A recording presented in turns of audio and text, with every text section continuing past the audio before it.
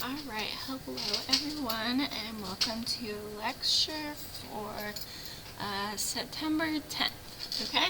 So today we're going to start talking about Newton's laws, even though we haven't had our kinematics quiz yet, but that's fine.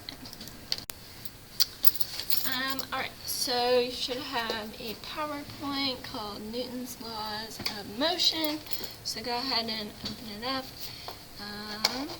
Alright, so let's see what we got. Alright, so in our last unit we talked about kinematics, basically just a way of describing motion. Newton's laws of motion are going to be more of an explanation for why things move the way they do, and of course will allow us to make predictions about the way things are going to move. So go ahead and skip on over to the first slide. You'll see it's about forces, something that we have to talk about. Alright, so a force you can think of as a push or a pull that results on an object when that object interacts with another object, okay? So there's some sort of interaction going on that causes a push or a pull to occur, and we call that a force, okay? It's important to remember though, when the interaction stops, the object no longer experiences that force, right? So let's say this eraser is here on this board, and I, boom, apply a force, okay? So in that moment that the force was applied, there was a force being applied, but as soon as it left my finger and it was traveling over here, there was no force being applied to it. It was moving because of a force that I had previously applied to it. However, the force isn't continuously applied just because it's still moving. Okay? So we measure force in this thing called newtons, obviously named after Isaac Newton. You don't have to know this, but a newton is basically 1 kilogram per meter over second squared, okay?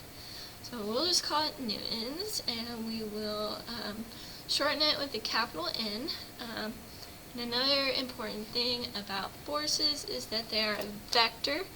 Okay, so as we learned in our last unit, vectors, they have magnitude and they have direction, okay? So again, think of this eraser, okay? So I could apply a force of 1 Newton from the right going to the left, and I could apply 1 Newton from a different direction as well, okay? So force has magnitude and it has direction. Very important. Because it's a vector, it can cancel other vectors out, right? So remember, like with displacement, the vectors could cancel each other out. So let's say you had 10 newtons going one way, 10 newtons going the other way. Okay, those would cancel each other out, right? Because one of them's positive 10, assuming that one side's positive, one side's negative. Another is minus 10, negative 10, and that's just going to come out to 0.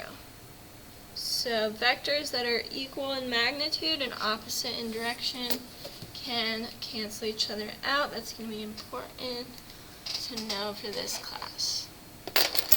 Alright, moving on to the next slide that says some types of forces. Alright, so there are a lot of different types of forces. For example, applied force is going to be like me when I flick the eraser, okay? Just one object applying a force to another object for however, you do it. And that's going to be different from gravitational force, alright? So yeah, the force of gravity. So basically, objects that are really, really, really big attract other objects towards themselves, we'll talk a little bit more about why that is and about the nature of gravity later. But just for now, know that it is a force. Okay, so everything on Earth is going to be attracted downwards because the Earth is below us, right? Yeah. Okay. And for the record, when you're doing problems with different types of forces, there's different shorthands. So if you want to talk about an applied force, we usually do F and then sub APP. Gravity would be F grav. Alright, then we have normal force. Okay, so normal force is really weird. Basically, whenever something is at rest on a stable object, the reason that that object isn't falling down right now is because that stable object is holding it up with a force, okay? And that force is called the normal force, okay? And something to know about the normal force would be that it is always perpendicular to the surface, okay? So in this case, it's going straight up, right? We abbreviate that like this. F norm. Okay? And then there is this thing called friction force. Right, it's going to be the force exerted by an object as another object moves across it, or at least tries to. Alright, you've probably heard of friction before. Friction, for example, you rub your hands together, is what makes it warm. Yeah, if I slid this eraser across the board again, the reason it eventually comes to a stop is because there is a force of friction occurring as these two objects attempt to slide past each other, okay? So we usually abbreviate that as F frick. Okay? Alright, so these are just some types of forces. There's lots of others. There's magnetic force. You can have a spring force when you're dealing with springs. You can have a tension force. Something's hanging from a rope. Alright, so lots of different types of forces, but I wanted to introduce these four for you. Alright, moving on to the next slide. It says mass versus weight. Alright, you've probably heard these things. They're pretty similar. There's actually an equation linking the two. Okay, so sometimes we refer to the force of gravity as weight. Okay, so weight is going to be the force of gravity on an object. Alright, whereas mass, which is measured in kilograms usually, is the amount of matter contained by an object. Okay. So mass is the amount of matter, weight is going to be the pull of the earth on that matter, and that's going to be in newtons, okay? So you could, one way to tell the difference, mass is going to be the same no matter where you are on Earth, no matter what planet, right?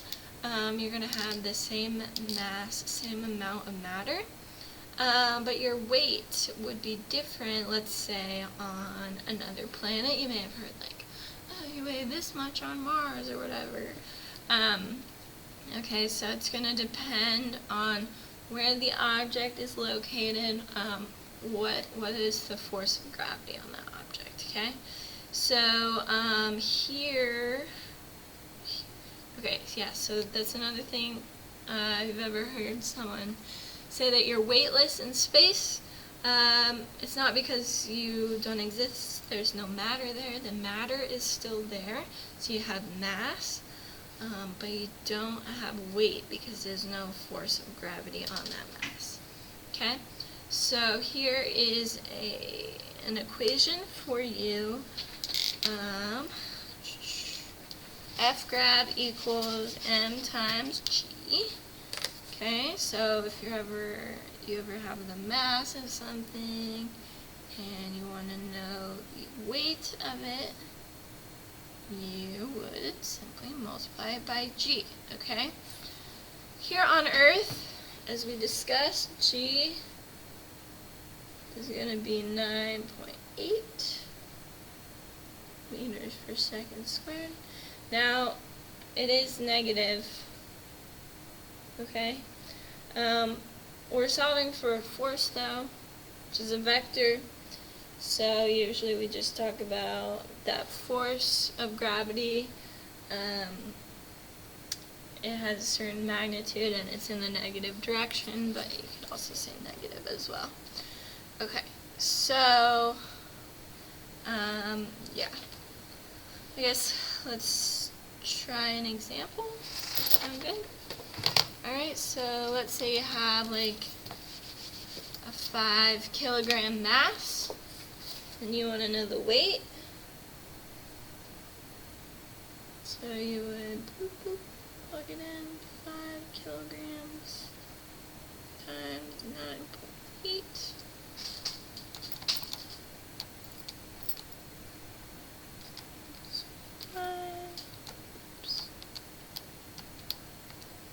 And you would get 49 newtons. Alright, if you had the weight, but you didn't have the mass, you would just divide that by 9.8. Okay? So that's a pretty simple equation that you can use if you need to find mass or weight. We're going to move on now to Newton's first law. Okay, so Newton's first law is also sometimes referred to as the law of inertia. You've probably heard it before. It says that an object at rest will stay at rest, and an object in motion will stay in motion with the same speed and in the same direction unless acted upon by an unbalanced force. Okay, so basically what this is saying is that all objects tend to keep doing what they're doing, alright? If it's moving a certain way, it's going to keep moving that way, or if it's stopped, it's going to say stopped. Alright, so let's notice it says unbalanced force, okay? So remember we talked about forces, they can cancel each other out. So let's say I go from one side and there's nothing balancing it, okay? It causes a change in motion, right? Went from stopping to moving. If I have this eraser here and I apply balanced force, okay? So I'm applying the same amount of force from either side, however they're balanced. Okay, that eraser that was just sitting still is going to stay still. Okay? But you will notice when I did slide that eraser across the board, it eventually did come to a stop, which is not what I just said would happen. I said if it's in motion, it's going to remain in motion, considering once it gets going, there's no force acting on it, right? Ah, wrong. Okay, so the reason the eraser slows down and comes to a stop is not because I'm not applying a force, it's because it's experiencing the force of friction as it slides across the board, and that friction is actually what's going to slow it down and stop it. Alright, so you can think of if you were to throw something in outer space where there's no gravity pulling it down, and there's no frictional force, then something that you throw is just going to keep on moving forever and ever, not stop. Something stopped is going to stay stopped, okay? When we throw something on Earth, it eventually stops. Why? Because of the force of gravity. So you throw something usually, and it goes wee, and then like slowly falls to the ground, okay? If it weren't for the force of gravity, you could throw something and it would just keep going forever and ever, okay? In the perfectly horizontal direction. However, because of the force of gravity, it slowly gets lower until it hits the ground. Alright, So if you go to the next slide, there's a diagram that pretty much says the same thing in a slightly different way. If the forces are balanced, okay? So either there's nothing acting on it or everything that's acting on it is perfectly balanced. Let's look at the first option, an object at rest, meaning its velocity is 0 meters per second, is going to remain at rest, okay? So its acceleration was 0, alright? Because it didn't speed up or slow down, it stayed the exact same. Alright, an object in motion, so its velocity is not 0 meters per second. Still going to be 0 acceleration, which means it's going to stay in motion at that same velocity, aka at the same speed and in the same direction. Alright, so let's see, I have some real world examples for you. I'm sure you've been in the car and maybe maybe someone steps on the gas, alright, and you're going to get pushed back, right, because the car is moving forward, but your body wants to remain at rest, okay, so it's going to go backwards as the car goes forward, right, and the only thing that's going to stop that motion is going to be the force of the seat behind you, okay. Or how about when you're in a moving car and then the car stops and then your body moves forward because it wants to stay in motion even though the car stopped, right? And your body would remain in motion if it weren't for what? The force of the seat belt that keeps you in your seat. Alright, another example, if you have any skaters out there, if you're riding your skateboard and you hit a rock, okay, and the rock stops your board, what's going to happen to you? You're going to go flying forward because your body was in motion. Even though the board stopped, your body wants to stay in motion. So you're going to fly off the front of that board. Okay? Another example, trying to get ketchup out of the bottle, something you might do is go like this, right? So you're going to fling it down and then stop. Fling it down and stop, right? Okay, so when you fling it down, you're getting the whole thing to move in the downward direction. And then you stop the bottle, but the ketchup wants to keep moving down. Okay, so then the ketchup will come out for your french fries. Alright, so moving on, the next slide is about inertia. Okay, so inertia is a fancy word that basically just means the resistance an object has to a change in its state of motion. Okay. So all objects have inertia, some more than others, so some are more resistant to a change in its motion, and more massive objects tend to have more massive inertia, okay?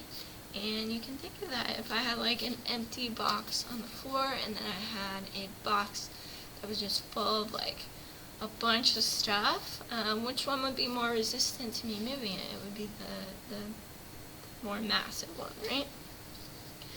Okay, so before Isaac Newton, the popular idea was that for an object to remain in motion, you must keep applying a force, or that object would come to a rest. Okay, so now I know that's not true. So like I said again with the eraser example, you flick it across, and it slows down, comes to a stop. But this is not because I wasn't continuously applying a force, right? It's not because of the absence of a force, it's actually the presence of a force, which you talked about was friction. Okay? So it's very important to remember that forces are not required to keep an object moving. However, they are required to stop a moving object, okay? So it's only if you want to change the motion do you need a force. Alright, okay, so yes, you could also define inertia as the resistance of an object to a change in its velocity, or the resistance of an object to accelerate. Alright, moving on, we have balanced versus unbalanced forces. Okay, so I already talked a little bit about this. Balanced forces are equal in magnitude and opposite in direction, so they cancel each other out. Now when all the forces on an object are balanced, the object is in equilibrium and its motion won't change, okay? Its motion won't change, meaning if it was at rest, it will stay at rest. If it was in motion, it will stay in motion, okay? Unbalanced forces, on the other hand, are when the forces on an object are not completely canceled out, okay? So think of this eraser, once again. Alright, so this object is at rest right now, okay? And it's going to remain at rest. Why? Because the forces acting on it are balanced, okay? We have the force of gravity pulling it down, and we have the normal force, that supportive force of the board holding it up, okay? So those forces are equal in magnitude and opposite in direction, and they're canceling each other out, so that eraser that was at rest is going to remain at rest, okay? Alright, cool. Moving on to these equations for calculating the force of friction, okay? Alright, so how do I want to explain this? Friction is a force, first of all, that occurs when two objects slide past each other, okay? And it's basically a result of the surfaces, how they interact with each other. So even something like this board, which looks nice and smooth, you can see in that photo that I have there, if you were to look at it under a microscope, it would have all sorts of bumps and ridges and not be so smooth. So when two surfaces slide across each other, all those little interactions can cause a force, okay? The force of friction. And the force of friction is going to be acting in the opposite direction of the motion. Okay, so let's say here I'm sliding it to the left, and the friction force is to the right, okay? Alright, so let's see. Alright, so static friction is going to be when an object is just sitting here at rest, and maybe I start to apply a force, okay, and the object still isn't moving because of friction, okay? So they're balanced. Even if I push a little bit harder, it's still balanced, okay, until I finally push hard enough to make the thing accelerate. Okay, sliding friction, still when it's sliding, there's still friction, but it's a different value for the coefficient of friction. So basically it's harder to get an object moving than to keep it moving. You may have noticed if you had to push a really heavy cart, you don't want to stop it because once it gets going it's easier to move. So we have two different, that's why we have two different equations, okay? So when an object is in motion, we use this one for the sliding friction force, okay? And that weird little U it stands for our coefficient of friction, which is just a number that we have determined through experiments as physicists, and those are usually given to you in some sort of table, okay? And those coefficient of friction is going to depend on these surfaces, okay? So you'll have a different one for wood on wood than you would with wood on aluminum, yeah, whatever. Okay? So you're going to find the force of friction, either sliding or static, by multiplying the coefficient of friction times the normal force, okay? So let's go back to talking about that normal force. Remember, an object is at rest here. It's got the force of gravity pulling it down.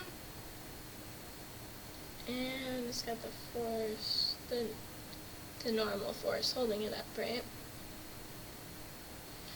Alright, so for your work, if you're ever asked to find the normal force, which you will be,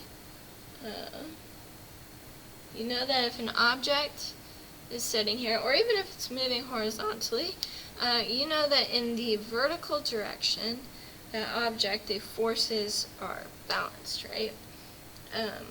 Because it's not moving in the vertical direction, even if it is moving horizontally, not changing directions vertically, which means that this is going to be equal magnitude in opposite direction than this, okay?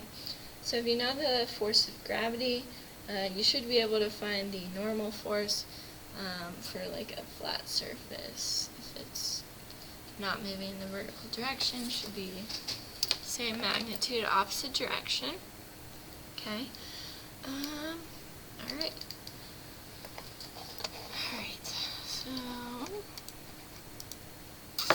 let's see, let's try this one that I found. It says a wooden pallet carrying a load of 600 kilograms rests on a wooden floor. A forklift driver decides to push it without lifting it. What force must be applied to get the pallet moving? Okay, we're going to do the code word is time. Time. T-I-M. Okay.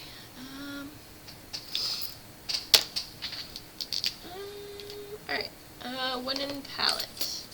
Carrying a load of 600 kilograms.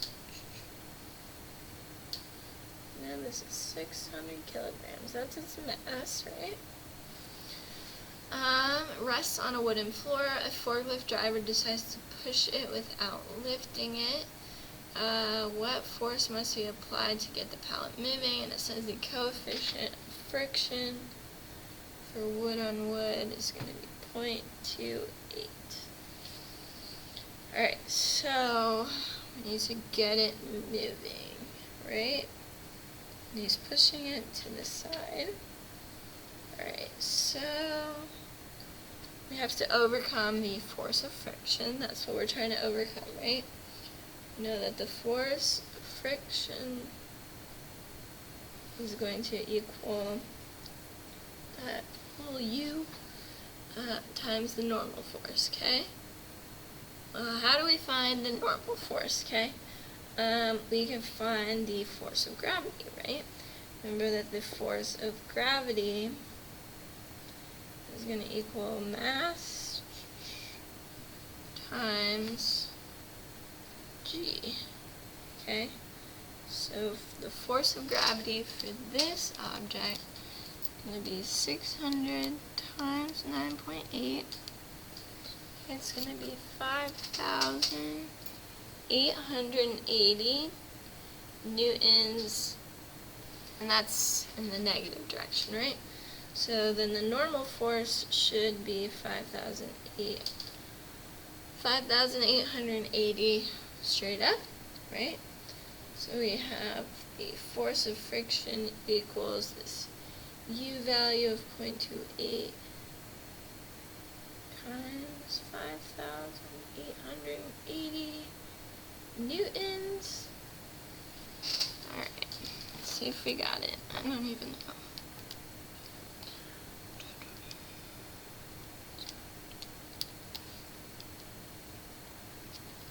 I did it. Alright, cool. So, force of friction is equal to 1,646 newtons. Okay, so then we have to push with at least that much force to get it moving, okay? Alright, so you guys have one worksheet to do, this concept development worksheet. And that should be it. Alright, have a good day.